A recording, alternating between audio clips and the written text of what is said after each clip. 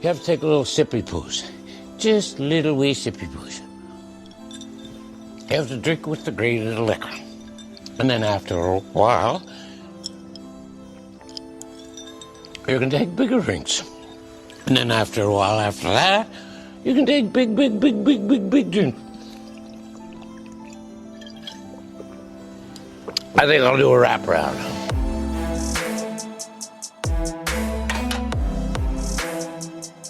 So the winner of this March Madness bracket is going to get some Red October tubes, painted customs, Custom? and Word? customs. Also got lined up some Huntsy tails. One of them's going to be a Mott Moonman color, the other one directly from the box. And of course, the only way to sell any Mott Moonman colors is to give them away for free. Damn. Damn. That's Ain't see that one coming. I knew y'all didn't see that one coming. That's why I saved that one. And That's crazy. and a Net Buddy Muskie Buddy bracket system, like the Whoa. one that you put on your boat. Yeah, Damn. big time. The hell, I gotta win So, this damn thing. yeah, you literally I don't win got a what you boat, could. but Like if you already got a net, whether it's a Net Buddy or not, you can literally put the attachment on your net. Boom, bracket on your boat. Boom, slide it in. Boom, you get that. So y'all better get your brackets ready. Be What watching your NCAA. are we live to What's tape? up? We're live to tape, dog. Well, The whole I thing is mean, live. what's the contest? I mean, you just started firing off the prizes, but I don't think you ever even said what the contest is. it's a I think I said mystery. March Madness right away. Yeah, Did you? yeah. Bracket challenge, My Mott bad. bracket challenge 2026. Brian, My how do we get bracket signed up? challenge. It's gonna be on the ESPN app again, ESPN Tourney Challenge. We'll get all the details posted on the Instagram story. Facebook. And Facebook. Probably, yeah, And Facebook, Facebook. and probably even post an actual Instagram post just so none of y'all miss it. Wow. It's And crazy. explain the prizes again on the post because those are too good to miss out on. What Uh, is the pay like? so it's How are not you gonna divvying up be those prizes? not gonna be free entry this year. $20 to my Venmo, and then you'll get your spot. 20 I'm bucks just my kidding. ass. I'm just kidding. Free entry. And what was your other question? Well, I mean, these are all great prizes. How are we gonna divvy up first, second, and third? We're doing Well, first, second, third this year, think? Should no, we? I think you could do a first and second. Second maybe just get some Mount Moon Man as a little Damn. pat on the back. Thanks for coming out. Thanks for playing. You picked a good bracket, but it just wasn't there type of So the deal. winner gets 3 custom October tubes, a Huntsy tail, and Two Unsea Tails. Dude, I'm not even done yet. This is just as of Oh, right whoa. now. Oh, oh collecting snap. There stuff. might be. Get a new boat I think line. with all these prizes we gotta go 1 through 3, top 3. Maybe, Three? yeah. Third might get a bag of marbles, but we'll try to divvy it up. All right, well, between this pod and the next one, I think we're gonna nail down who gets what. But either way, we're looking forward to another Mott bracket challenge Selection Sundays coming up this for this March. Sunday. So Yeah, I think Instagram post could be Sunday night for sure. On Monday we'll be getting them out there, and you got to sign up pretty ASAP. I don't know. I forget how the first four works, which I believe would then be on Thursday of next week. I don't know if you need the bracket in by Thursday or by Friday, but you got the play-ins. Can't you make a bracket I before don't. those play-ins Yeah, Yeah, you you can don't. make them after. Yeah, I or don't after think you two? I need the mean, plans. Yeah, you can wait. So I think it'll be by next Thursday night or Friday morning. You need the brackets in. gotcha. Yeah, well, I mean, there's gonna be a universal cutoff, and we'll have a ton of posts to remind everybody of that. But either way, yeah, that was kind of like a little cold entry there. But welcome to episode number 144, the Muskies on Tap podcast. One of your three hosts on here tonight, Gus Manti. But we just chatted about one thing we wanted to get going here to spread the word. But we got my brother Max on here. Max, how you doing tonight? I'm doing good, Gus. I was cooking up a little something last weekend, so Yeah, you um were. Yeah, shout out to Thorn Bros, our presiding sponsor here on this evening's podcast. But I cooked up a little order, so we are changing the guard on the rods this year, and did just go and pick up a 9'4" medium heavy Thorn Bros stealth rod. Shout out Becker, and Shout out a Becker. 10-foot extra heavy stealth. And I think Yeesh. I might even be eyeing up a 10-foot extra heavy predator. Stay tuned. We will see. Stay tuned. But Who do you want yeah, to shout that out for that other custom build? Tucker and Doug probably Doug. got me Shout out right. Tucker and Yeah. Doug. Yeah, Yeah, yeah. for those that haven't gone to the Thorn Bros shop and done the custom rod thing, it's actually pretty sweet. Really dialed, super easy to do. Got to Probably like addicting. very addicting. Yeah, you can get carried away in there. But they got, a lot of the rods with the different, foregrips, the butt ends, the lengths, the different reel The seats flares. that you can choose from. So you can kind of test out what you want and then, you know, build to your liking. You get a nice little potential cussy name to your rod. You get to make the colors what you want them. It's just it's a cool deal. So I'm super fired up to run those this year. Yeah, People man, want to know what colors, what custom names you got on there. I just did MOT black on black, and then I got a black on black on the extra heavy Good thing you got a stealth, custom. 10 foot, and then I got like a black forest green on the 9'4" medium heavy. Nice, nice, nice. So yeah, man, I'm fired up. Can't wait. Memorial Day weekend, here we come. I know. I've been thinking about it. Been thinking about adding a new rod to the arsenal, especially a cussy too. I mean, good God. If you did a custom Thorn Bros rod, Brian, what would you get for your engraving on it? Engraving? I Yeah, I don't know. mean, That would take some thought. For real? I'd have to think of like what good nickname to like put on there. Brian Sharp. Sharp. Yeah, I don't know. I'd have to think. But it wouldn't be black on black. It wouldn't be something you Not can get really off the the first word that comes to it mind, though. wouldn't be something you can get off the rack. So we'll see. Sure. I'll have to think about that. But yeah, anyways, I think I mentioned to you guys I'd maybe be interested in like a short stick, like a little flimsy guy, like a heavy 8.6. Would that be fast action? Something for diving rise, glide bait, maybe a light jerk bait. Because I just got a telephone pole right now, pretty much. But we'll see. Might be hitting up Thorn Bros soon. Other than that, nothing new on my end. Same old shenanigans, golf simulatoring it up per usual. Almost losing to Big Beast a few times, I heard. No, no, no, no. I like to let the kids play in the winter, and then when the men take the field in the summer, it's gonna get ugly. It's a That's bloodbath out there. crazy. But shout out Jack. Just leave all men behind. Not going Um, back. yeah, we're stepping on their neck. But What was the deal with the shit. slots payout this weekend? Dude, I don't know. So Jack had booked the simulator and it was in like what they call a VIP room, which is like its own little room. It's Fancy. not included in the main part of the building. And they got a couch in there, a TV with a game on, they got a little bar, obviously the simulator, and then in the corner they sneak in a little slot machine just for you. So what am I gonna do? Not get our money's worth. So I just put in $40, start tapping away while everybody else is hitting golf shots, and ended up hitting a mini game, winning $140. And I'm jumping for joy. I hit the ticket button to collect because I'm not a degenerate. I take my money when I win. Right. Sure. And I brought it up to I thought I printed at the bar, and they're like, "Oh, we don't have a ticket. Make sure to go hit the button." Well, I go back there, the thing already says $0. And so Oh no. basically, oh no, I'm getting screwed out of my winnings. Long story short, I kept forcing their hand enough.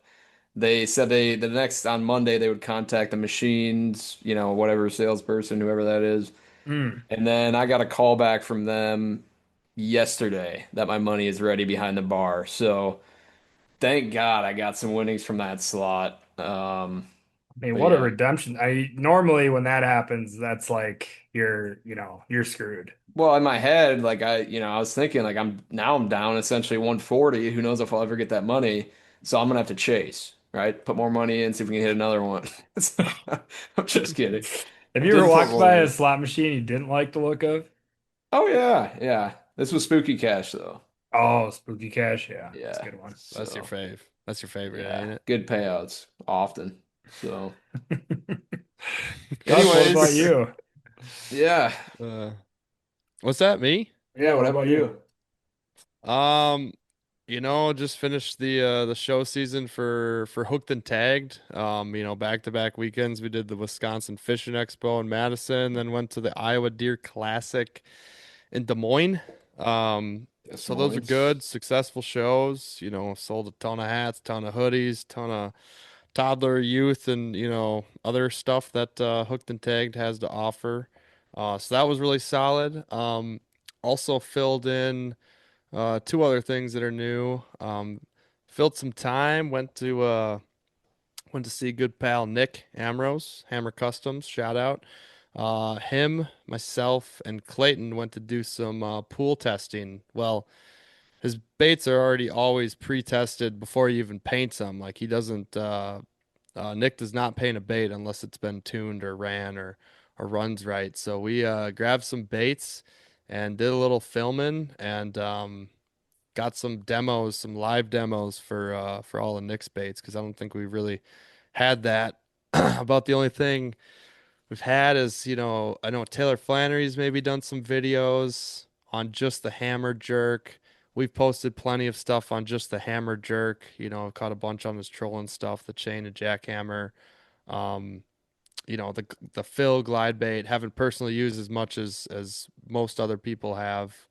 And then of course he's got the new sledgehammer, which is like the flat-sided 8.5, 9-ish Oh, can't wait. inch, 8.5 inch, basically like a Jake Grandma style jerk crankbait. Mm. It's gonna be absolutely money. So that'll be probably going up on his Facebook page.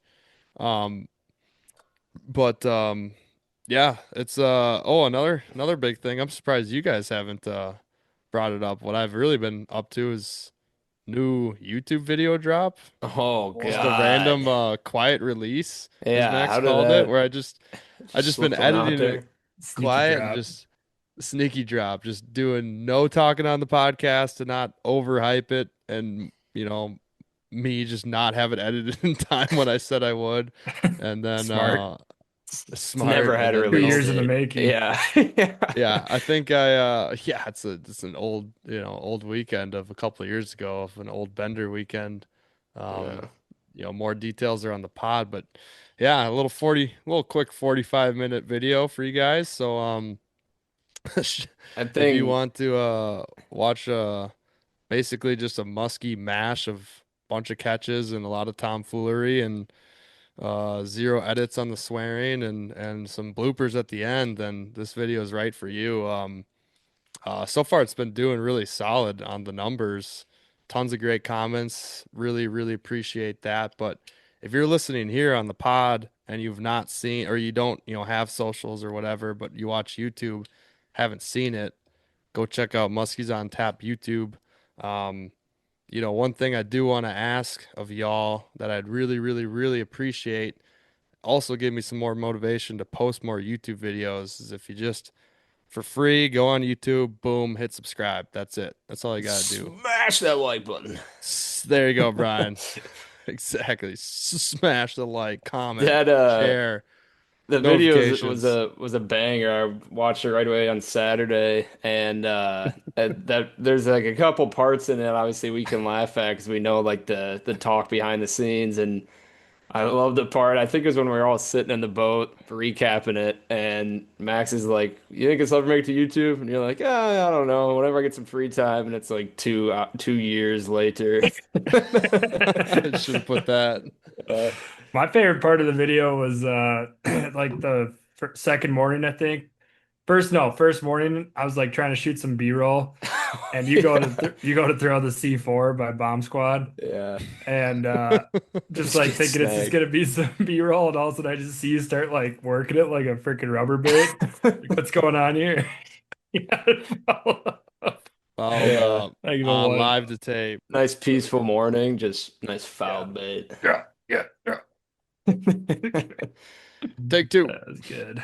Yeah. No, good job, Gus. That was awesome. It was Uh, honestly, it was cool to see it come out 2 years later because I forgot how much filming we did that weekend. Like it just feels like oh a yeah. long time ago. So to now see some of the stuff that I just forgot about, it's hilarious. And Well, with the night that you guys took 9 hours to get from Appleton to Eagle River for ice fishing weekend, Gus and I were just sitting on the couch, and I don't know, Gus, I don't want to pat myself on the back too hard here, but I'm like, dude, let's get a Hey, YouTube hey, hey, video you, going. you started the bus. You started the bus and you started driving it too. And you were like, well, what do you like? What should we make? And I was like, I don't know, maybe this one weekend where we filmed intros, outros, a bunch of B-roll, all the yeah, fish catches, all the Everything. release footage.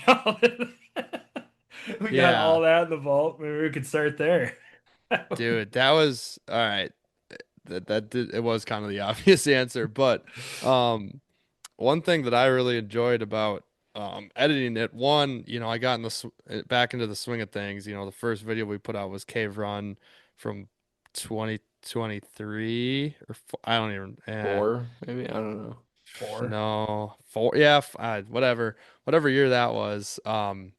And I got to learning a whole bunch of tricks and stuff, and I just freaking forgot them all. Went the whole summer and fall and forgot them all, and then here we are. I had to relearn it all, but it was such a long video, and there's so much different things going on with it. Like text boxes and motion tracking and slow mos and all that stuff put together. I learned a lot quickly, so I definitely want to start editing some more, but Whoa, whoa, whoa. there's not a ton of. Well, that's what I was asking. If you for the listeners, if you just want to see some more, go ahead and hit Oh that yeah. subscribe button, make it a little more worth it. To get some more videos up. But that was like a huge learning weekend.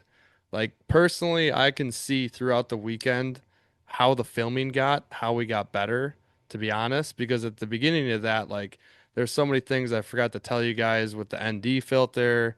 Um, how to like if you actually see it start to not be in focus, how to get it back in focus. So like, bear with us on that. It's not perfect in that sense, but I was really really happy with how the audio turned out. I think the way we had the film going on that weekend was really solid. A lot of different camera angles. Like I feel like it should be pretty engaging It of a was video. I thought it was very well done and engaging, and I was shocked because like at the time, I mean, I don't know if half-assed is the right word when we were filming it, but like we didn't know what we were doing. We didn't, like you said, like there's a couple camera errors or like, like we were just new. Like it was our first time actually filming everything, trying to get B-roll. So the fact that it looks that quality and it came together that well is pretty cool.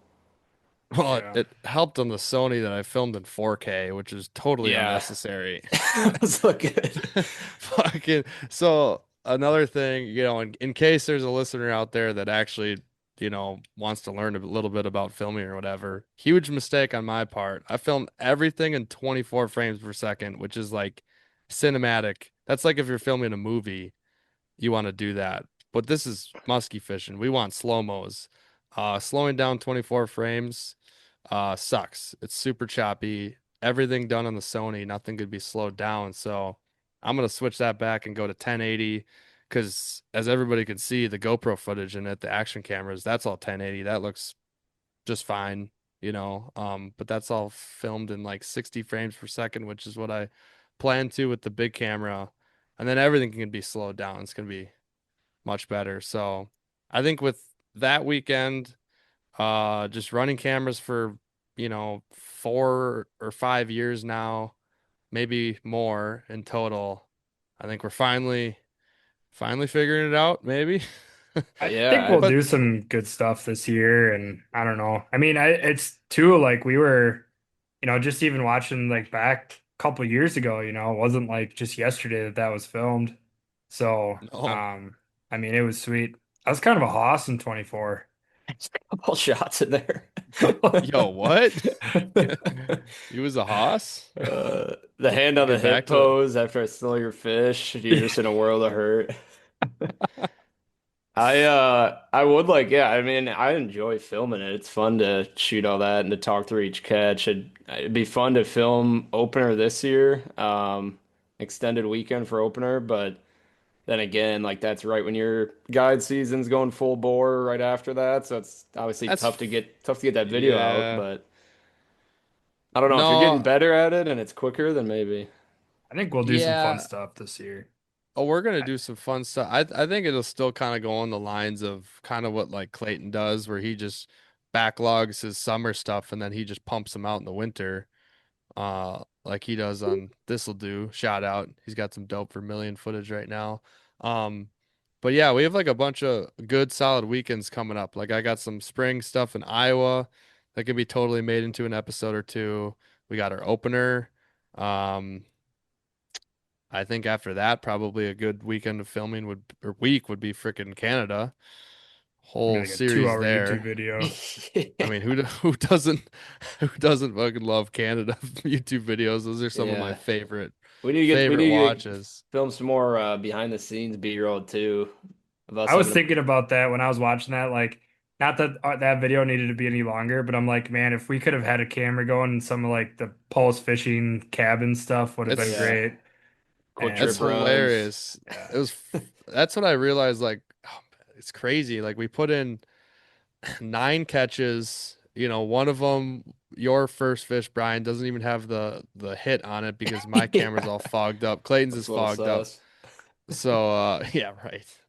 Um and we didn't even put in 2 of the fish catches and there's a couple I think like a miss or two in there that didn't even put in and a few of the intro slash outro spots in the video we didn't even have and it was still 45 minutes long. Yeah. Um yeah. But I mean, I don't know. This is probably self-serving a bit, but like I don't mind the long format stuff. I think it's kind of cool, everyone, I just love to them. have like a 45 hour I mean, it's not gonna get the crazy whatever, but like it's kind of cool just to sit down and watch a full, you know, I long deal. as I probably well know that they might not do well as like the short form videos that are, pretty typical to hitting the algorithm a little bit better. But honestly, like as the editor, I really enjoy making a long form video. I feel like you have more control on how you can create the feel for it. Like Yeah, it that actually Bender tells a weekend story. felt, yeah, that Bender weekend was like a half story of just tons of new waters, like catching fish on, we caught 11 fish that weekend. We caught them on like 4 or 5 new lakes, fished a ton of new spots, maybe even didn't tell that story enough on it. No, But I it's think just looking fun. back, that was something you could have done more of, right? Like more narration, Yeah. and that would have been sweet Narration too. is yeah, that's right. I haven't really done any narration on like the transitions. It just kind of was clip to clip, couple slow-mos, but like yeah, just getting the feel for things on the style. But I dig the more free-flowing storytelling, just showing the tomfoolery of what we're doing. No censoring, just showing the bull, you know, the BS that Yeah. happens. I guess censor a few things. I mean, There's we've all like gravitate towards longer form videos. Like if I see a short 5 minute, fishing video on YouTube, I'm thinking like it's gonna show one catch, and that's kind of it. I get a lot more jacked up to look at like the longer 30 plus minute videos that are actually telling a Yeah. story. And like we've always liked with Keys and Beyond the Eight and a bunch of other creators when they show that behind the scenes stuff and not just the fishing stuff, and it all kind of comes together to tell the story of Yeah. the trip. So I mean, they all have their place though. Like there's something to be said where like the short form videos are really nice, like the quick hitters, especially if you're doing a bunch of them. yeah, I totally can see that. I just think like for what we do, it's probably just going to be kind of where our little maybe niche is in making videos, just a couple longer videos a year and bigger trips. And, yeah. because like Gus isn't going to be running cameras everyday guiding. And, it's like we'll just try to do a better job at filming our, adventures when we can The go out. guiding series that he produces over the winter, Yeah, every right. trip. yeah. Yeah, my God. Goodness gracious. No, Yeah. but speaking of one, you brought up Beyond the Eight. He did drop what we kind of talked about on a pod or two ago. Oh That yeah, Rod Ramsell check Muskie that out. It's Legacy. awesome. Yeah, I just watched Yeah, that. Pretty that's big sweet. time. Big time stuff from our guy over there in Minnesota. Showed out. Um, yeah, but anyways, we got our guest on here coming up. We got Jake Smith from Smitty Baits. He's a first time guest on the pod. But he's a great dude. You know, we've ran his baits for years. We've had that classic flap tail, I think it's called, 6.5 inch for many, many years. That accounted for our love of flap tails and our first couple flap tail fish. Um, so yeah, definitely stay tuned for that coming up here. But I think one thing we didn't mention, I was about to when you brought him up, old Dougie Fresh, but of course Fresh the other Prince. no, Doug Wagner with nextgenmuskies.com if you're looking to up your muskie game during this, before this muskie season coming up here, and you still got a little bit more time before you start getting on the grind, getting out there fishing, or not grind, I should say. I know we just talked about the gripe on that word last week, but Grinding. yeah, next check out nextgenmuskies.com and use code MOT10 MOT10 to get 10% off there. So Canada gas money. Support the pod. Canadian gas money. Money. That Yeah. would be really helpful as it went up like $1 in 2 weeks. Damn, what a rain. God damn. Yeah. God damn it. And Bad now we're gonna time. go on a Bad time full to get a rant. truck. We're gonna go on a full hour rant before the interview. How All can right, yeah, we got oil some big prices? deals though. March Madness bracket, Yep. new rods, Yep. YouTube video, YouTube video. First fall spring of the year. First Smitty fall Baits. spring. Smitty Baits. Smitty Baits. And shout out Wisconsin. Thorn Bros for sponsoring this interview Yes, sir. as they do every week. Yes, sir. And Wisconsin Muskie Expo coming up. Our And favorite holiday. all the goods. All the goods. Everything all in one. All right. Interview coming up in 3, 2.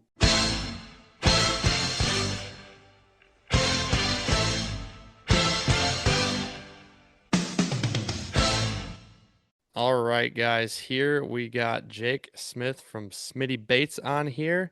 Super pumped to talk with you tonight, Jake. Talk about all the baits you got with the bait company, and of course, talk about muskies. So, pretty pumped here.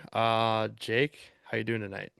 Awesome. Thanks for having me on. You guys have been doing an awesome job on the podcast, so it's great to be on with you. Appreciate Yeah, it. appreciate it a that. lot. I know just before recording here, since it's Muskies on Tap and it hasn't been, we haven't talked about what's on tap beer wise in a very long time. Tell us what you found in your boat. You're sitting in your boat right now. Yeah, I wanted to do this sitting in my boat, so I had to clean a little bit of junk that had been thrown into it over this winter, and dug into one of the side compartments, and I found two German beers that one of my clients had left in the boat, and this one is a Dunkel Worcesteiner Dunkel beer from Germany. So I threw it in a snowbank and chilled it off, and within about it wasn't even an hour, I could barely find the thing. We're getting pounded with snow right now. So Oh, there's no way. 3 inches of snow out there already. So it's got really warm here, and now it's back to winter. That's insane. I just mentioned it was 72 down in like Appleton, Oshkosh yesterday, and then so we were supposed to get potentially like 5 to 10 inches this coming Sunday, but I didn't know you guys were already getting hammered up there.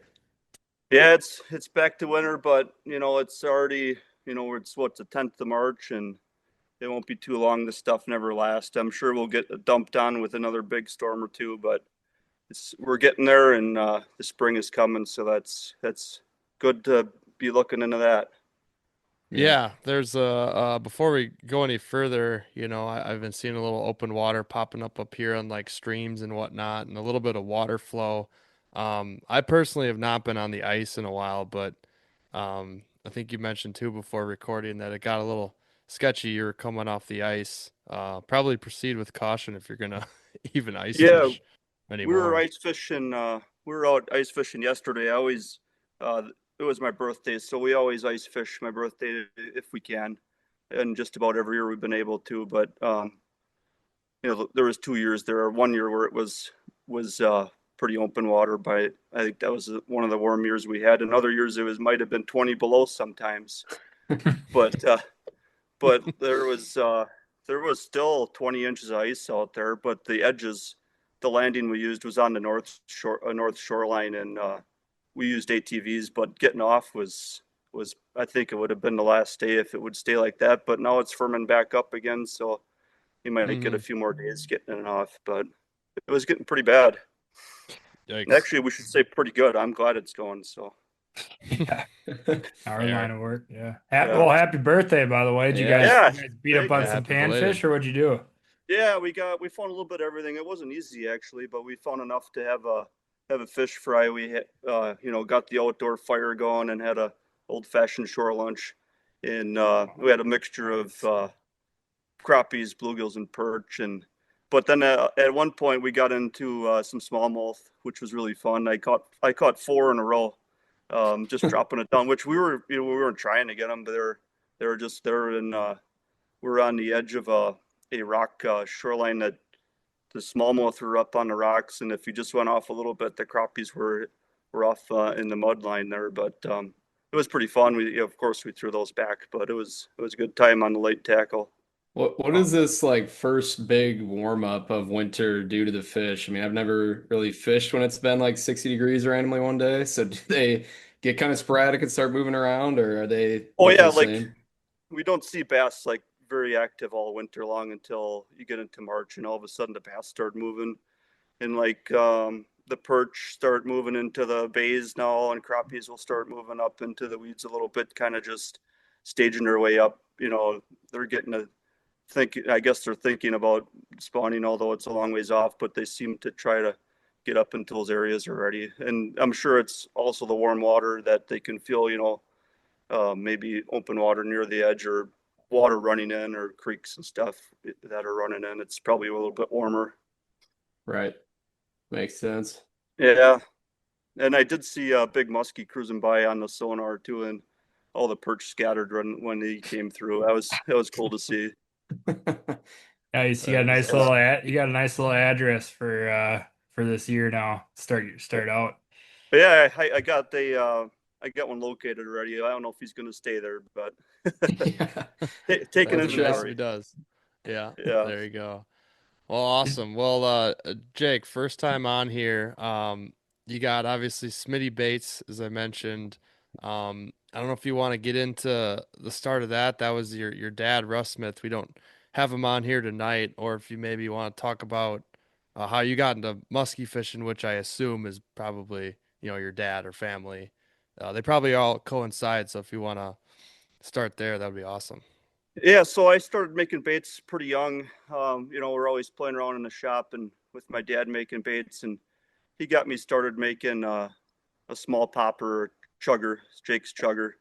It's like a 3-inch little wood bait, a bass popper bait. And I was making them when I was probably 7 or 8 years old, and I was assembling them, and he'd do the painting for me. I probably painted a few of them, but he painted them for me. We'd go to sports shows back then, and I had my own little cork board with my baits hanging up on it, and I'd sell out of them most of the time. I'd go home with a bunch of cash in my pocket, so I was making some cash way back then, and it just carried on, and I liked making the baits, and pretty soon I was helping him a lot with the baits, and I did veer off for a short, brief time. I went and got a job at Kurt's Island Sports Shop as soon as I was able to drive, and got a small loan from him to buy his pickup truck off of him. As soon as I got that truck paid for, I was boat shopping and asking for another loan from him. And my first guide boat was a 15-foot smoker craft with a 25 Mariner on it. That was my guide rig, and that's kind of where it all started. I was in high school and guiding in the summers. I was 16, 17 years old, and I remember that September. I don't know if he was double booked or something, but he called me in sick to high school to take some people out. So that was pretty cool. I was skipping school to take some people out, and that's how it all started, and it just kept going from there. And I have been helping make lures, and we became partners now with the business, and it's been really great. And working with him and guiding with him on groups, it's been a lot of fun, and learned a lot from him, and it's been really good. What did what did those little bass poppers go for back in the day? How much were you Uh, upcharging people on the level of like, hey, I'm 8 years old? You know, uh, they were $2 a piece or three that's for not bad. five. Okay. Yeah, 3 for 5. Hey, yeah, that's a screaming Wow. deal. yeah, Yeah. that's a good deal. And my son is carrying it on now too. He's gonna be 6 at the end of the month, and I've got him assembling baits, but he's selling them for $5 a piece now. He's jumped the price. The Hey, same smart bait. man. Yeah, Yeah, yeah. smart. Savvy So little it's pretty business cool. guy. When Yeah. you started guiding in high school, were you guiding pretty much anything that swims, or when did the musky guiding kick into gear? Oh yeah, anything. I'm still multi-species guiding. Yeah. Month of May. Although now the muskie season is going to be open, but I'm still guiding walleye trips mostly through the month of May, and even in summer I take kids out. I'll do half-day trips with kids sometimes just for smallmouth and that too. So I am multi-species all season long. The fall I don't do any September, October, and November is strictly muskie. I don't take any other trips then, but in the summer I do. Nice. Yeah. I'm Makes sense. curious, when you were first, like when you were 8 years old, painting some of your baits, you said like your dad would paint most of them. When did you earn the trust from him? And do you still know what those paint jobs that you did do look like? I'm thinking like maybe a little custom drop of your 8-year-old bait paint job. Oh yeah, I mean they looked like confetti or something, where he was It's poking what them we want. with a dauber, all little dots on them, and maybe a sponge or something. They were pretty rough looking, but I think it probably was. I've been painting baits probably for him for, oh, it must be close to 20 years now that I've been doing all the, maybe 15 years that I've been doing all the airbrushing, and I guess he let me take over with the limited edition lures that we make, the collector lure. It's a 15-inch jointed bait that is a different color pattern every year, and they've been made for Hmm. over 40 years. So then that's been a lot of fun, and that's been hard sometimes too, coming up with new patterns every year with that bait. But this year was a whitefish. I'll have to show you one when you come to the show. They turned out pretty good. Is that the teal kind of colored one? Oh, there was a teal one last year. That That was was last the year? Okay. emerald perch. Yeah, that was the 55th anniversary one. So that was pretty good. And you'll have some of those at the show? Yeah, there's only 100 made a year, and there's probably 20 of the whitefish ones left, but I think there's only maybe 2 or 3 of those emerald ones left. Okay. They're just gone, so they usually sell out. Yeah. Gotcha. Goodness. See, we brought up, so there's a lot to unpack there that when you started off there, but Yeah. shows were brought up a few times, and actually kind of before talking about maybe this season, where you've been or what you got coming up, which it might just be the one left at Wisconsin Muskie Expo, but how were shows when you first started going to them compared to now? More people, less people, like the atmosphere of them, maybe or just the types of booths, what people are selling. Like I'm just kind of Um, curious. We've never actually asked or had anybody on where we talk about shows from back in the day and how they've kind of changed. yeah, I guess I've been doing going and tagging along with the shows since the 90s, really. So I've been to a lot of the Oh shows for goodness. that period, for all those years. But it's pretty crazy how my parents back then, we just, all right, we're at the show, all right, just free reign, and me and my brother would just run all around the shows. We'd come back, check in every hour or something. But that's a little different than now. Like, there's too many weirdos out there. Just let your 8-year-old kids just, I mean, muskie guys are pretty good guys, but I don't know if I'd let my son just, hey, free range the show in Milwaukee or Chicago or wherever. Yeah. But the times have changed that way. But yeah, I don't know why every show I've been to this year has been really good and really well attended. So I have nothing to complain about there. And I I do remember. I think the seminars back then were more of a, were a lot well attended than they are now. I just remember them things being packed. Every seat being taken, and I just don't see the seminars. I think that's probably YouTube and podcasts like your podcast, or and people are Yeah. maybe they can learn other ways than just sitting in a seminar. Or there's other things you can do to learn now, so maybe that's part of it. But I think for the most part, people still like coming and seeing, talking to the manufacturers that are making baits or the guides that are working the booths, and it's pretty cool to do that and ask the questions one on one, which is always awesome to do, and hear the stories. Like people come to our booth every year, and you get to catch up on how their year was, and it's fun. I actually like doing the shows. It's a good time. It's work, but it's also a good time. What was the back like in your early stages of going to these shows? What was the size of the show like compared to now in terms of vendor numbers? And, I mean, Uh, even attendance as well. I think we did some bigger shows back then too. Like, um, I remember we were at like the Milwaukee Journal Sentinel show, and that was a much bigger venue, but it wasn't just muskie. It was, all species. So there's probably more people there, but it's kind of like now, even like we went down to Schaumburg this year. It's not a muskie show, but there's, they get 20,000 people to come through that show. That's And, insane. but it's not, I don't know what the percentage of them are muskie. Maybe it's 10 or 15% of them that are muskie guys. Right. But there's a lot of, we make some bass lures and, our smaller baits. Like we're making the Wizard, which was Tony Rizzo's Rizzo Wiz. We picked up from him and from Tony Jr. And we sell a lot of those to guys that are, they're kind of like, well, we want a musky fish, but well, you can throw that bait. You could catch bass. You could catch pike. You could catch a muskie. It's kind of, so we sold a lot of those down there and that kind of stuff down there too. And it's really good for me for booking trips, because I think there's people there that are wanting to learn, and maybe they're a father and a son. Hey, let's get a guide and try this. So it's those shows are good for that. Same with the Madison show we went to. It's the same thing. Same. I mean, there is muskie clubs there, and there are definitely muskie guys there, but there's a lot of guys that are looking to do both. Yeah, it seems cool too with like the muskie shows.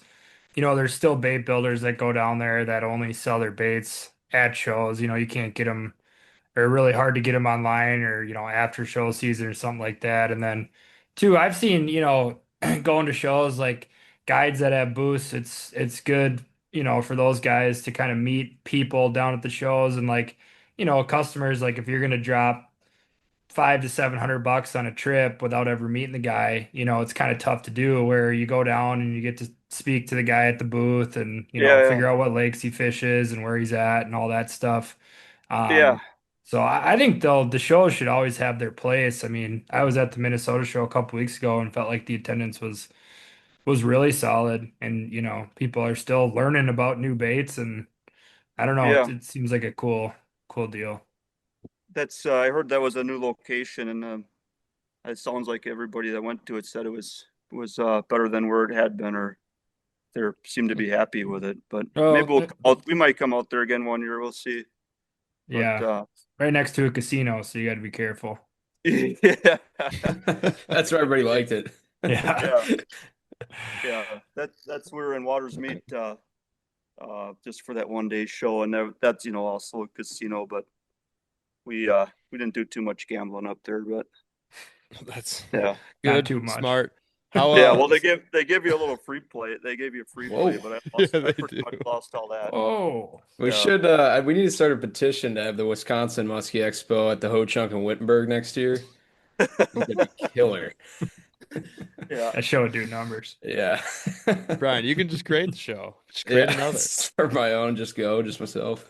I mean, you could do like a roulette themed muskie booth, That would be cool, Oh, yeah. yeah. win baits or whatever. Yeah.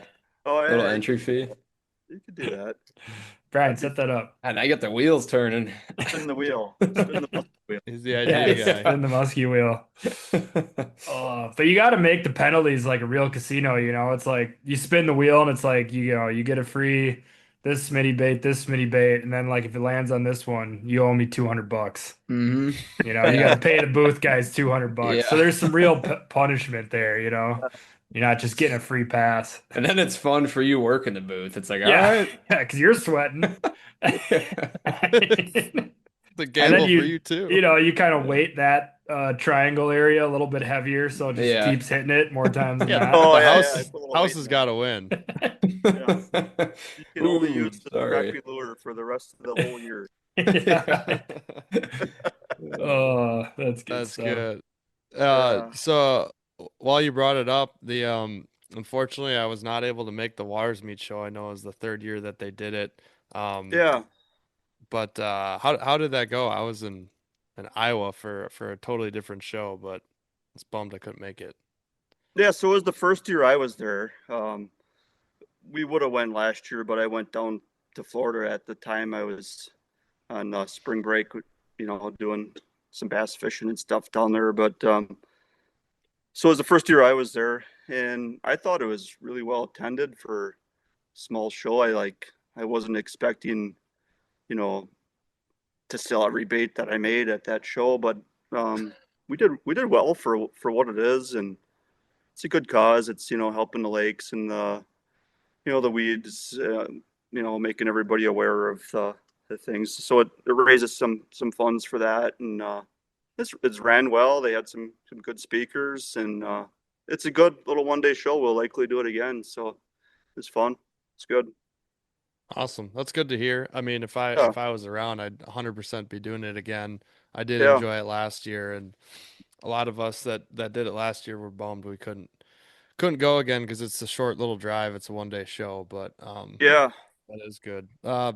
For one last thing on the, or at least I don't know if anybody's got any more questions on shows, but do you just have Wisconsin Muskie Expo left? Yep, And- that's all that's left for us. Yep, we'll be down in Okay. Wausau. It's 10 days away or whatever it is, something like that. Yep, yeah, it starts on Friday, the March 20th. So Yep, Yeah. we'll be down there for that. That's always a good one. I'm looking forward to that. So another thing actually, so I saw you at the Wisconsin Fishing Expo in Madison the other weekend. We Yeah. chatted for a bit. You were selling some, I don't know if you want to clue some people in on what you're selling there that you said you might be bringing, or you're bringing to all the shows and they've been selling well, but they're not on any website. You're not going to sell them after the shows. What were those things? They were pretty, Was they that were pretty sick. was that the big mag wizard I'm making? Yeah, the big mag wizard, Big like the tube mega bait? tube. Yeah. Yeah. Oh. Yeah, big it's blade in like a front. 6.5-inch tube. I wonder if I got one here.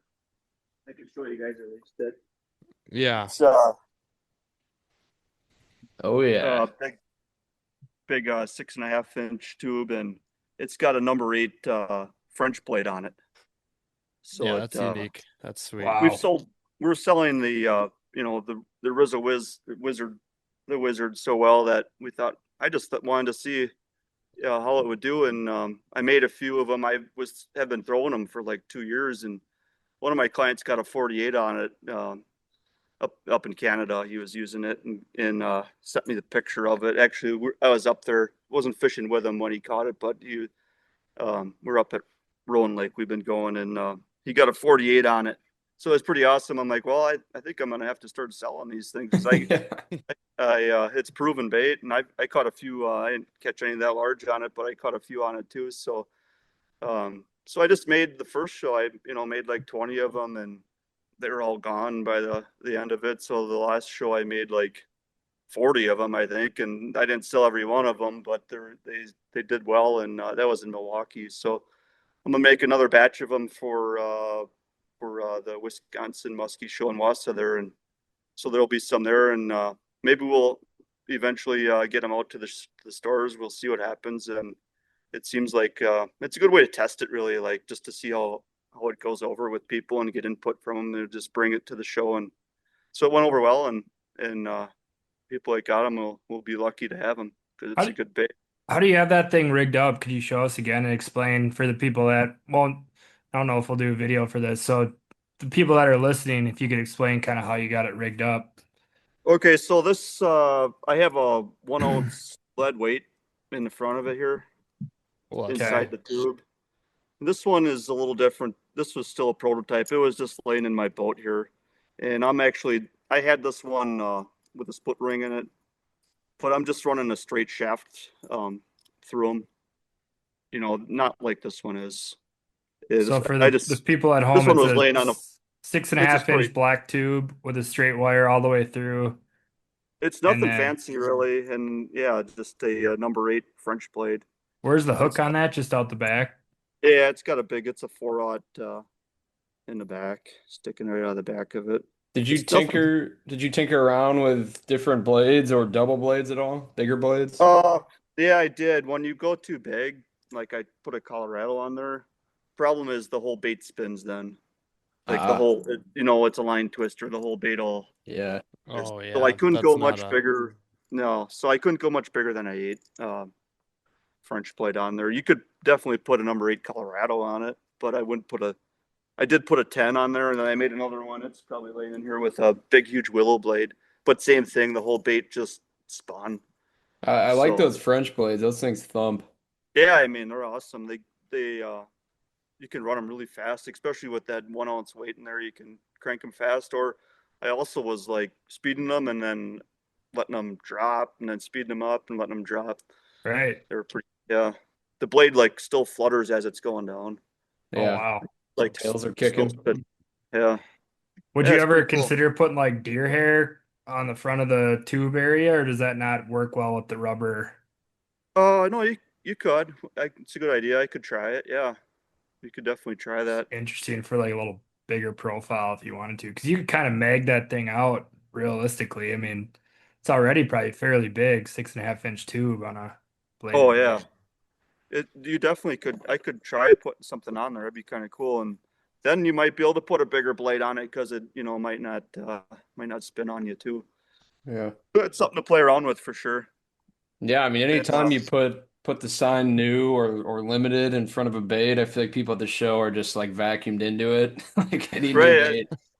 and So it's not like it's never was used. Like it has caught fish, so yeah, that's looks we pretty never sweet. sell baits that we don't haven't caught fish on. So Yeah, yeah. yeah cool. yeah. I I'm mean, I excited to know see it. you guys got your wizard the Smitty wizard now and like what the Rizzo tail was, but and that's a Yeah. unique bait in its own. But going with a larger tube, I don't see. I mean, I've seen Red Octobers use blades in front of them like a bucktail, but the smallest. Well, they now make some smaller ones, but for the longest time, the smallest they made was a 7.5 inch, and that was huge, giant. But there's never that better better round, in right? between. Yeah, Yeah, yeah, yeah. It's something a little so different. And a for cast a sure. mile, that's a cool thing. Like for your clients to Yeah. throw. I mean, it's like a bullet. Throw it right into the wind, no problem, which is awesome. Yeah, that's Oh sweet. yeah, That's sweet. Yeah, So, you're up in the Vilas Oneida County area. It sounds like you've been up there obviously for a bit, fishing and guiding and everything.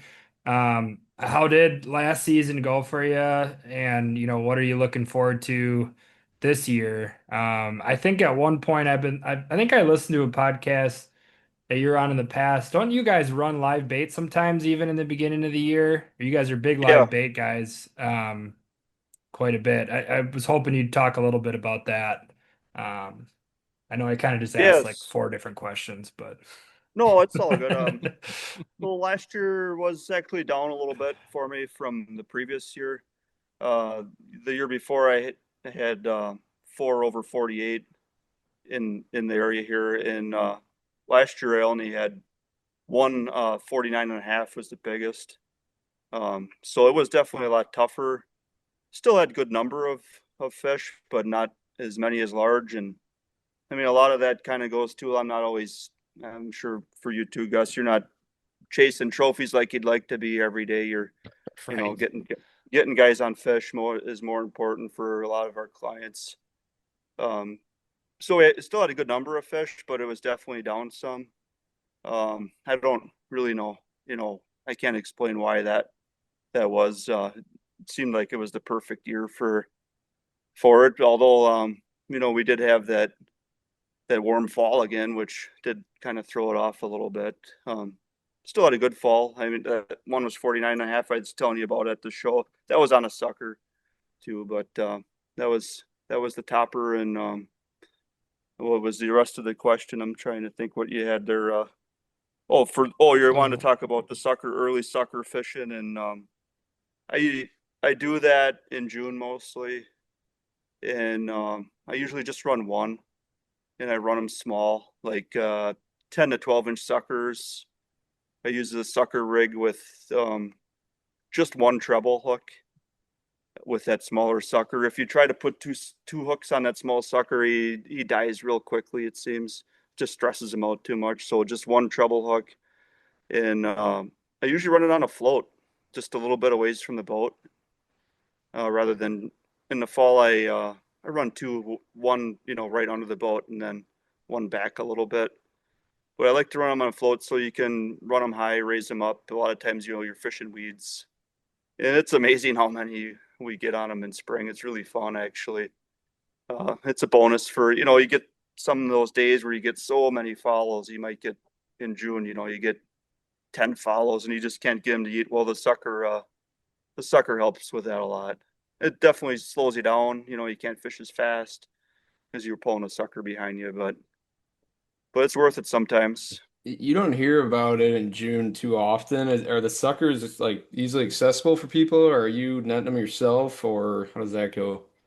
The bait shop's like in town here in Minocqua, like he knows I need them, and all I have to do is call him, and then he will get them for me. And usually I'll get a dozen of them at a time, and he I have a tank at my house here, so I can keep them. And but usually Kurt's Island Sports Shop in Minocqua will keep them. The Muskie Shop sometimes will have the smaller suckers there in spring too. And I've used pike chubs when you can't find them, but then I just run a circle hook. I mean, we're talking about like 6-inch minnows then. Then you end up with pike a lot of times too. But Right. Yeah. If yeah, they're, I'll be curious what your thoughts are on this because everybody typically equates like early season and June with smaller baits. Of course, there's some exceptions on that, but if you're getting fish to, even though you're talking smaller suckers, 10 to 12 inch, that's still, you think about yeah, throwing like a 10 or 12-inch jerk bait, that's like, oh right. man, that's like late fall. Do you pair the suckers up with some big stuff sometimes in June? This early season suckers, or you throwing Yeah, small some stuff? small like in the spring. I always have somebody throwing that wizard bait or the wizard spell that we make. That's a single number 7. That's like a go-to for the guy in the front of the boat. And then the guy in the second person will usually be throwing a jerk bait.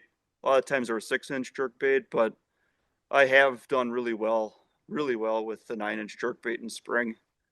And it's not that big. I mean, our jerk baits they're not super huge around, but 10 inches or 9 inches long. But there's been so many days. It happens every year when in May, like we're walleye fishing, and you get a 14 or 16-inch walleye on, and muskie comes out of nowhere and T-bones the thing. So, they do eat big fish. It's just if it's there and they're hungry, that they'll take it. It's just getting it in front of them, I guess. But it's hard. It's the mentality of throwing smaller stuff in spring, and it just depends on the day too. Like if it's a big cold front, I guess you're not going to be throwing the bigger baits too, like Right. downsizing for that.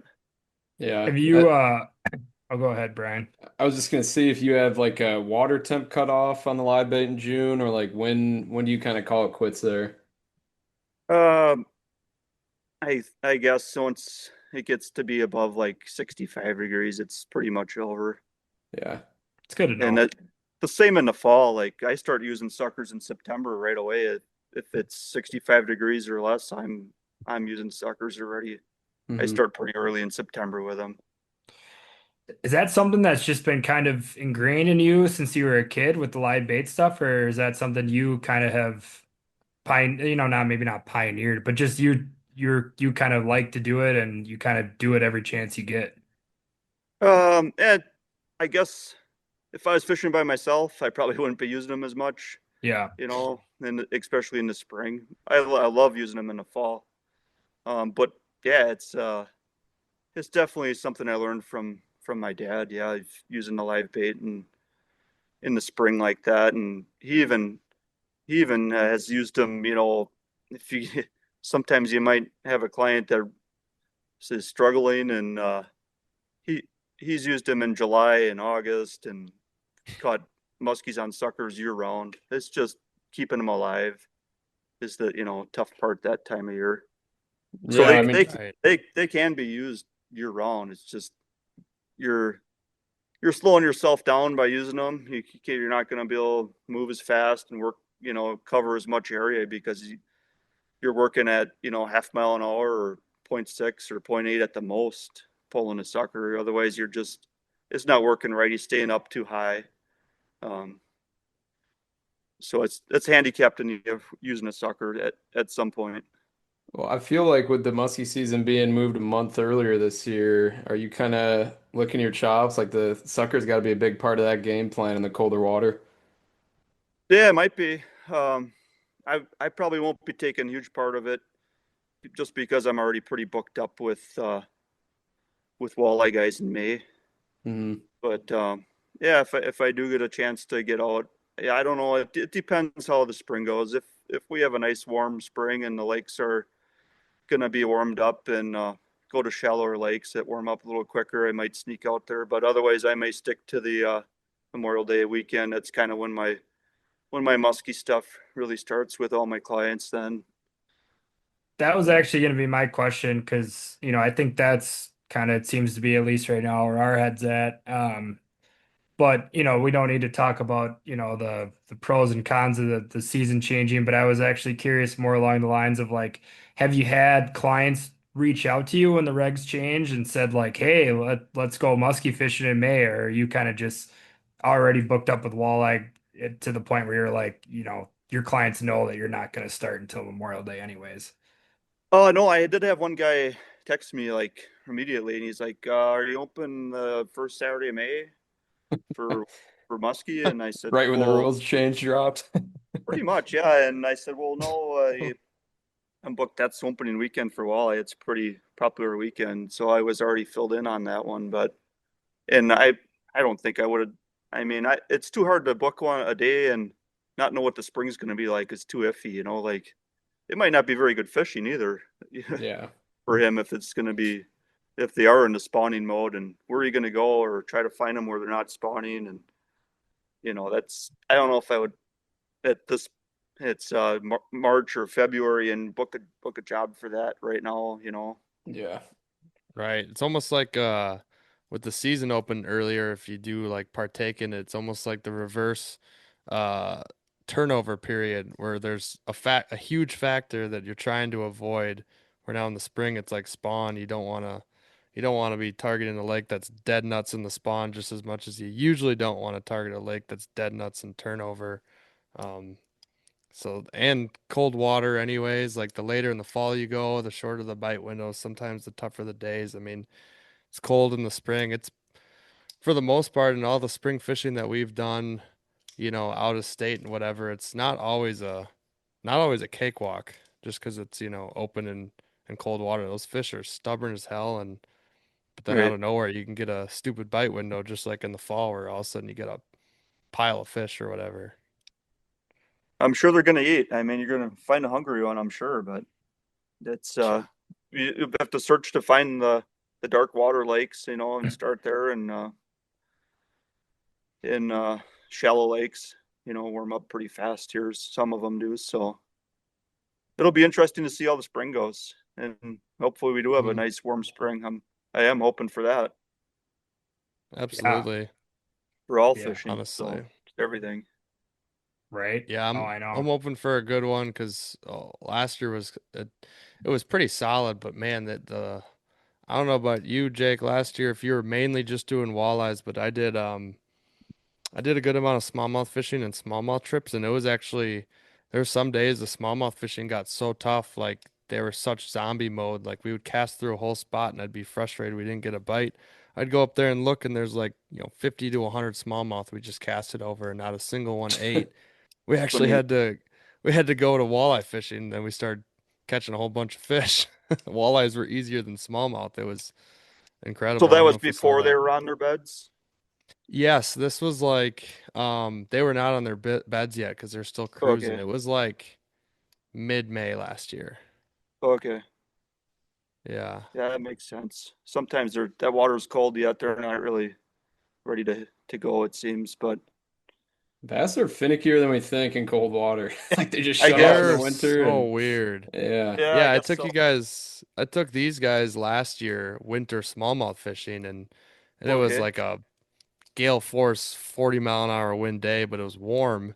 And when we got out there, Max caught a huge one, like a 21 incher, and we got a Oh couple wow, more. that's awesome. Like it was really good. We were on a rock bar, and then just out of nowhere, it just like a snap of a finger, Got not a cold. single. It got Yeah. cold. There wasn't a single, jaw jacker that went off. Nobody was getting any bumps jigging.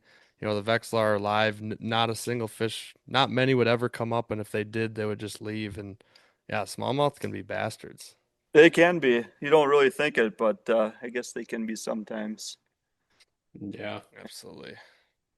Um, God, I thought about some. Oh, yeah, I guess with the like Key, your thoughts again on this new opener date. Like it's a new chapter in every muskie angler's book. Like nobody's really been fishing in May, especially in Wisconsin. So there's a Northern lot to Wisconsin. learn. Huh? Northern Wisconsin. Yeah. Yeah. Because it used to be, yeah, It wasn't a split. was it? Yeah, I guess it was. It was Well, early northern May for the Wisconsin. southern half. Yeah. But curious to get your thoughts. I mean, it's gonna take some years to see like how the fishing actually is, in first week of May in northern Wisconsin.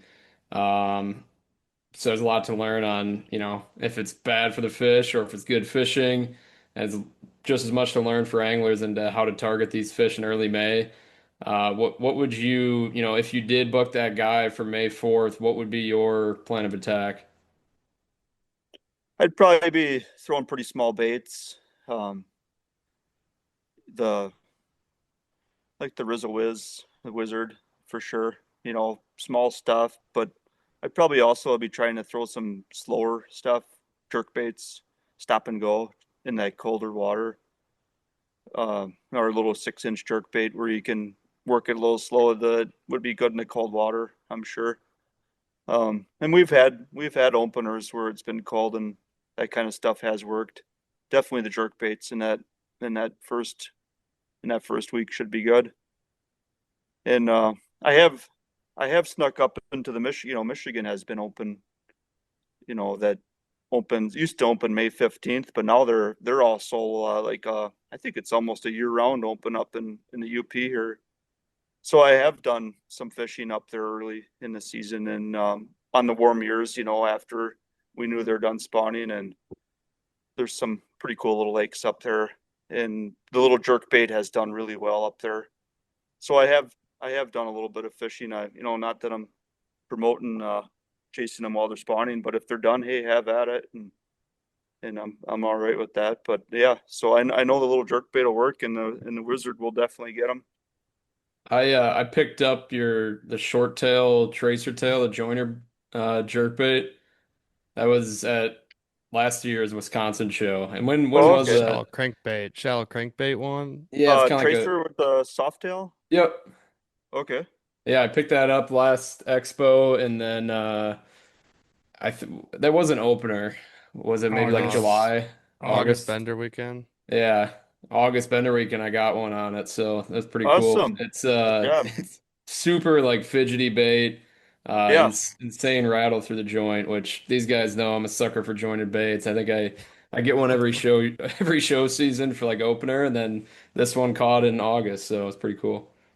Yeah, it's a good little bait. Like the jointed baits seem like they're they look like they're moving fast, but they're not, right? Yeah, exactly. So it seems like you can work it a little bit slower during non-peak times, and it gets their attention because it's got all this movement, but it's still like they still want to eat it because it's not getting away from them like something that's moving a lot quicker. So it seems to trigger them during definitely during non-peak times. That's a good little bait. And short-tail tracer, I like to jerk it a lot too, or That's just kind of what I was doing with crank it it. quick. Yeah. Is that what you, yeah, kind of speed it up and then just let it's buoyant so it floats back up and speed them up and just vary the speed on them seems to work well with those little baits. Yeah.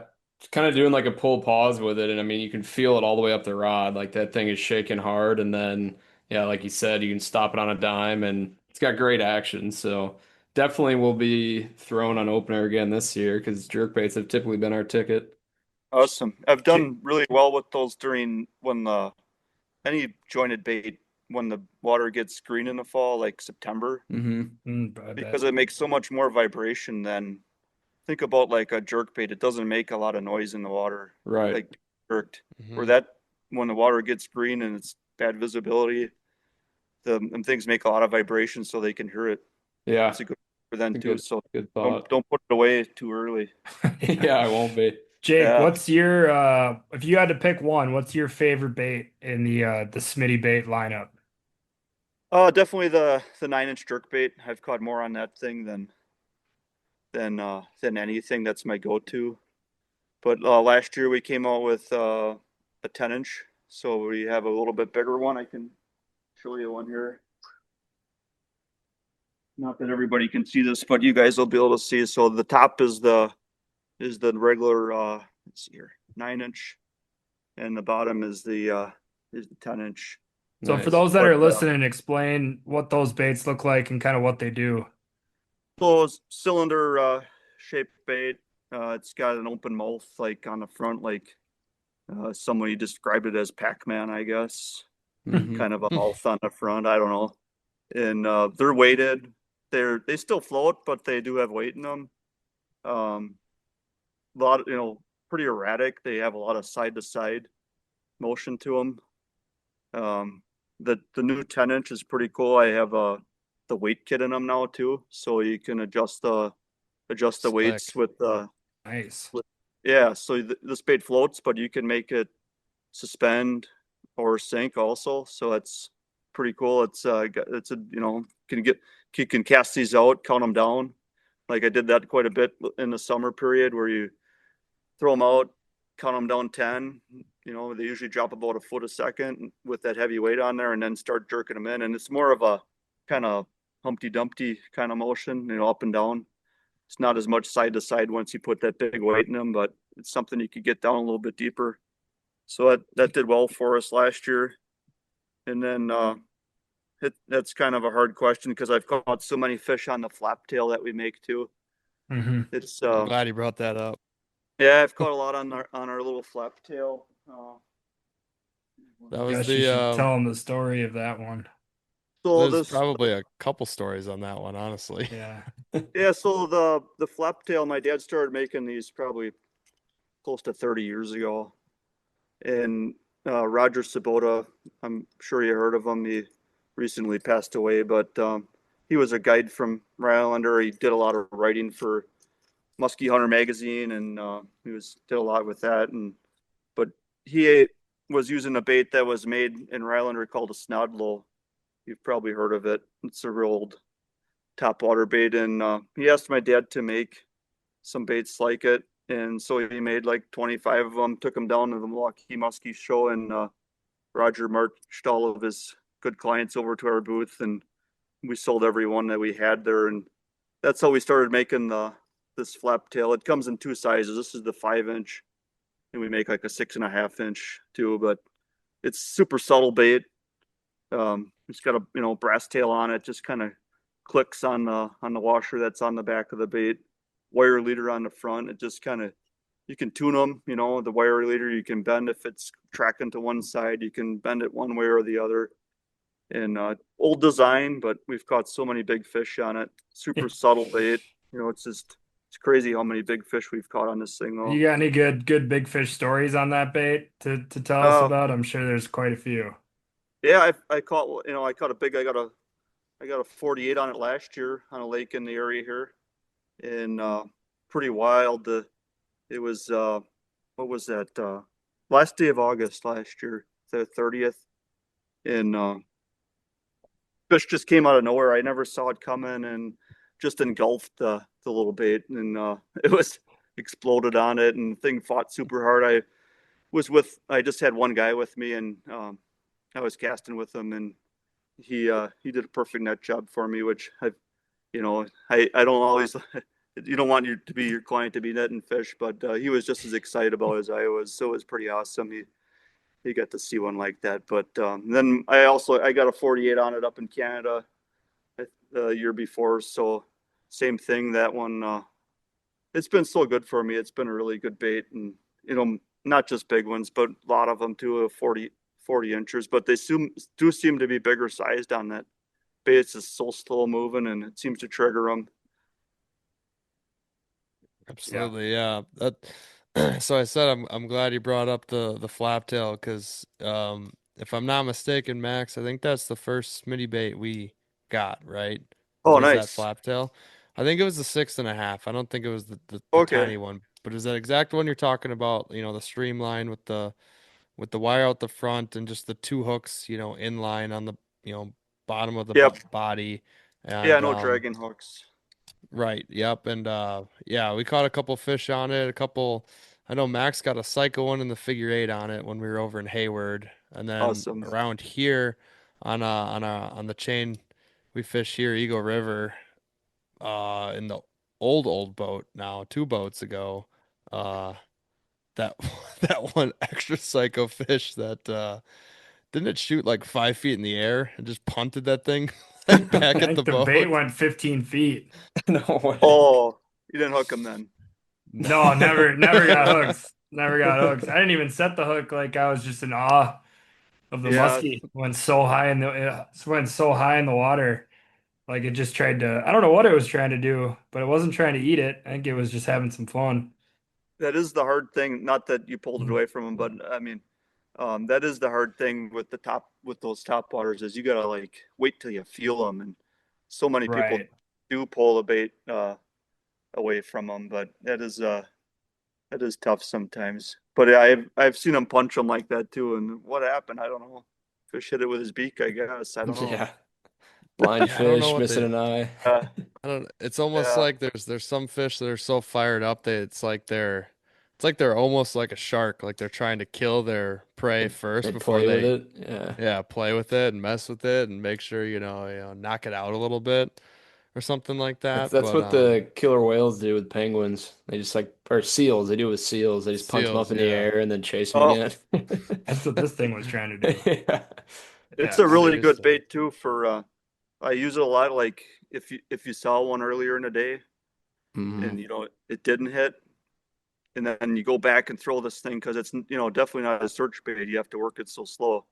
So, but it's something to keep that in your toolbox for is, oh, you saw one and it didn't eat. Well, take this thing and just click it through there super slow. And if you know he's in the area, it's going to get his attention, and it seems to work a lot for me with that. So I have a question on the 10-inch jerkbait was the one you mentioned prior. Oh yeah, yep. So do you make that in the 2026 like show color, collector color? No, I haven't, but I can paint you one if you need one. The show color, is it collector color? Is that what you call it? Is that Okay, so that's a custom bait that's like 15 inches long. Oh, it's 15. Okay. Yeah, and so there's only 100 of those made a year. And most of them are the jointed ones with like the pikey lip in the front, but we do make probably 15 of them are the jerk bait version of them. And they're both 15 inches? Yeah, they're both 15 inches and they are made to be fished with, but most of them end up being, cabin decor, it seems, or man cave type Hmm. stuff. Although we have caught fish on them and more of a trolling bait, really. That I have casted the 15-inch bait, but it's more, kind of a trolling bait, if anything. I'm liking the thought of a giant jerk bait or a giant jointed Jointed bait, bait. but Oh, yeah. can that lip be tweaked at all to maybe go like a little shallower? Oh, yeah. Yeah, you can bend the lip. It's metal, so Yeah. if you bend it down, it'll plow more, it'll go shallower. Something to play around with. Okay. Yeah, definitely. I don't know about springtime, but October Yeah, for sure. I swear to definitely for God, us. Brian, if you throw a freaking topwater on opener this year again, I'm gonna throw you in, dude. What about a 15-inch joiner? Yeah. Ah, just reel it in nice and slow. I'll put you in the back, buddy. Yeah. If you work it really slow, it might stay right on the top. It'd be Yeah. pretty Yeah. something to try, I guess. Yeah, that's cool. No, Yeah. that's what's I kind of want to ask another question on the baits, and I'm very curious. What's an old style bait, maybe that only your dad made that you've thought of bringing back, or maybe an old style bait that worked for many years that people forgot about, or something like that. Like and So then I actually have another question after that too. so we actually are bringing one back, and it's not in my boat. It's in my truck. Actually, I can't show you it. But it's maybe I haven't seen it, but it was called a Python, and you probably have. It wasn't super popular, but it's a minnow style bait, straight, not jointed, just a straight bait.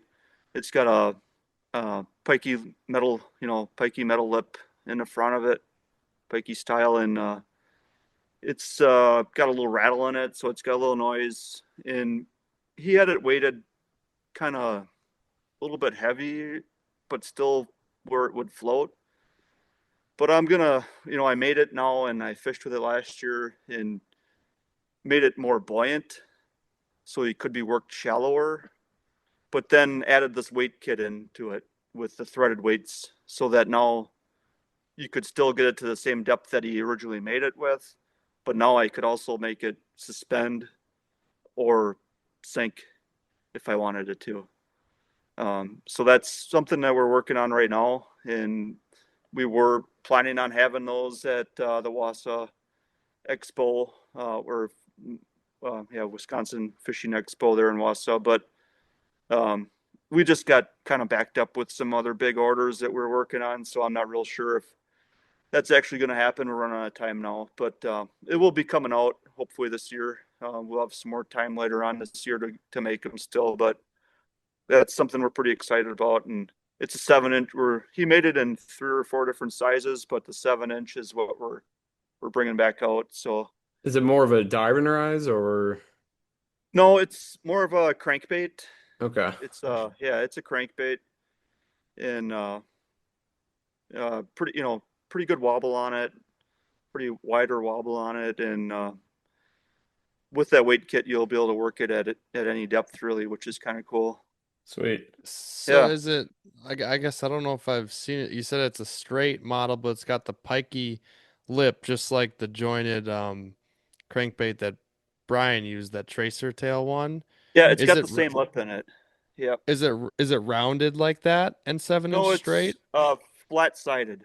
It's a flat sided. Oh, Ah, Flat cool. okay. sided, yeah, flat sided bait this time. So Cool.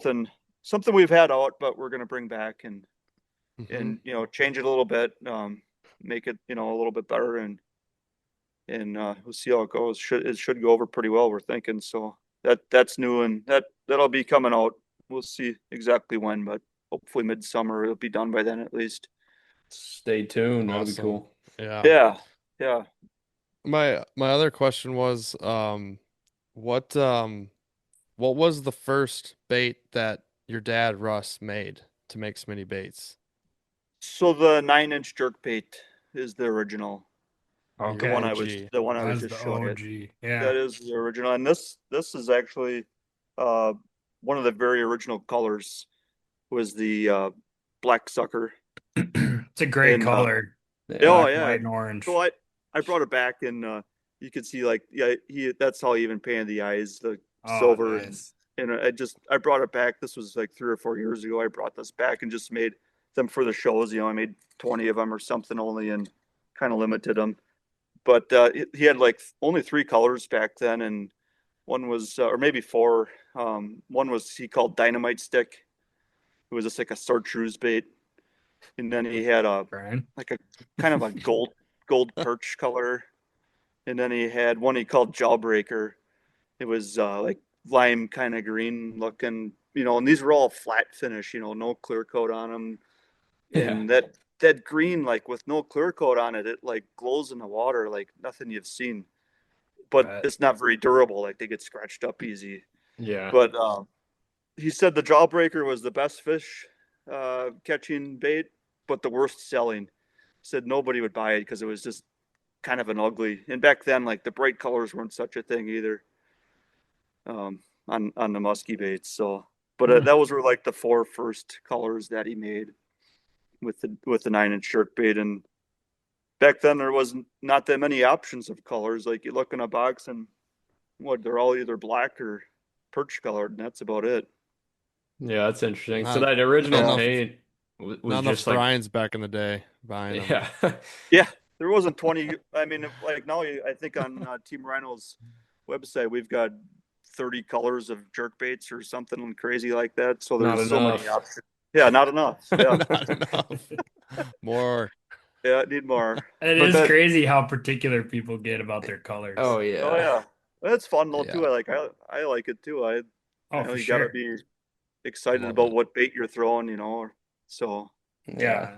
I mean, how many Yeah. times do you think in your life have you thrown a bait and just gone, oh, hell, that looks so good in the water? Oh yeah, for sure. I It's need that if like- I was a muskie. yeah, exactly. Yeah. Exactly. Yeah, It just you gotta fits your feel eye, that. Yeah, you gotta like the bait you're throwing. Yeah. for sure. Yeah, it's So- important. We talk about it Yeah. all the time. It's like if you don't got confidence in it, you might as well just put it right down the boat floor back in the box. It's not Oh good. yeah, I've done that. I've put a bait on. I'm not a bait changer, but I've done that. Like put a bait on, thrown it like 3 casts. God, it just doesn't feel right. Put something Yeah. else on. Gotta go with your Change it. gut. Yeah, but I usually stick with baits pretty long, but sometimes you just feel like that, and then you should change. Yeah. Yeah. I get Sorry I to get that cut with you about off, every Brian. bait. Yeah, Brad, what were you gonna say? Sorry to cut you off like 6 times there. Sorry. Oh, with your original paint jobs. Anyways, Jake, so that what it I was was- thinking. Shut up. Brian's never Oh, coming anyways. back on again. Anyway. Yeah, it's my last pod. The original paint was just like straight matte color on there, like no coating over it. Yeah, And no so- clear coat. But that green, like, was it the matte finish that kind of illuminated that in the water? Yeah, and I've painted some like that now, and still like they just glow without the clear on them. It's strange. But like the hook rash is just immediate. Yeah, it is now because like our paint isn't as good as it was back in the 1970s when it was made with lead base and like it was like Bring it stuff that back. wouldn't be able to be sold anymore. So they Good to actually smell. lasted back then. So now we have to put clear coat on them to make them, a lot tougher than. And I just don't think people would buy it if it's not shiny either. It's got to look like, pretty and everything. Well, if you told me it was shiny in the water, I would. Just Oh, it need a would be. video proof at the expo. Yeah, we'll have to work on one for you. Yeah. I'll bring it back every few months to get repainted. I can do that. We all Yeah. chewed up. So No, Jake, are that's you good. guys working on, I mean, is building baits a year-round endeavor, or is it like a mad dash during the winter and then more time on the water in the summer? Or how does that all work for you? It's a mad dash in the winter just to get done as much as we can and just build the inventory up, kind of speculate what we're going to need. We usually have a pretty good idea on how many baits we're going to need and get everything stocked up. So we're not planning on making baits in the summertime, although I have been scheduling a little bit of time in July, to make some baits. Usually that seems like we've been running low on. Other than that, I'm guiding every day in the summer. If I'm not, I get canceled a day or something. It's right to the shop and usually packing an order or filling an order for a bait shop. It's been it keeps us busy, so there's never a dull moment, and we're always doing something, it seems. Cool. That's awesome. In the fall, building sucker rigs, that's a big thing. I start building rigs in August. In the evenings at home, I call it homework. So I'm doing work in the garage here and building sucker rigs to supply, the whole fall worth of rigs that we make for everybody. So that's another thing, and that's been good for us too. Seems like a lot. Constant Oh yeah, flow of them all and keeps you busy. That sounds like that's for sure. oh yeah, always It going. shows. That's for sure. Never ends. And That's It's shows, good to be man. busy though. Yeah. No, Yeah, Yeah. better than the opposite. Yeah, we very did a few true. more shows than we originally planned this year. Like we did 5 shows this year, so that makes it tough. Like I get home from a show and it's all right. It's Monday morning. Wash the trailer down quick because I always want to take care of that. And then next thing, get to the shop and start working on. Right now I'm painting 400 baits. I was there this morning super early, just trying to get these baits painted before the next show. And it's a lot of work, but I still enjoy it and it has a lot of rewards. So I'm How able to long? do. Go Go ahead. ahead. Okay, I Well, was just gonna ask. I'm able to do what I love to do, so it's a good business for me. Yeah, that helps for sure. How long does it take for one bait, start to finish, typically? So like this rack of baits, we do them in batches, usually of 400 baits at a time, and that's what my rack holds for painting. So that will take me usually about a week to make the baits, and about 4 or 5 days to paint them, and then another day usually to clear coat them, depending on the clear coat. Like the flap tail gets 2 coats of epoxy finish, so it takes a little longer with those. But It's like a so yeah, good 2 weeks for 400. yeah, about 2 weeks usually. It's a lot of baits. Yeah, it's a lot of 2 weeks. baits. Yeah, we're Damn. pumping them out, so we got it pretty figured out. We can make them pretty quick. Yeah. So, yeah, Cool. it's good. Oh, Yeah. that is awesome. Yeah. Well, we appreciate your time, Jake, coming on here and Oh yeah. chopping it up. I know it's right in the middle of, at the end now of Yeah. Expo season, so it's Yeah. busy. So we really, really do appreciate your time and look forward to seeing you at Wausau. Yeah. Thanks for having me on. It's great being on with you guys, and I enjoy listening to you too. So it's always good being on with you, and hope we can do it again someday if you'd like. And I'll see you at the expo. We'll have a beer down there. Yeah, can't wait. It's always Absolutely. a All fun right. weekend. All right. Sounds good. Cheers, man. Great to All meet right. you. Thank you. Thanks, guys.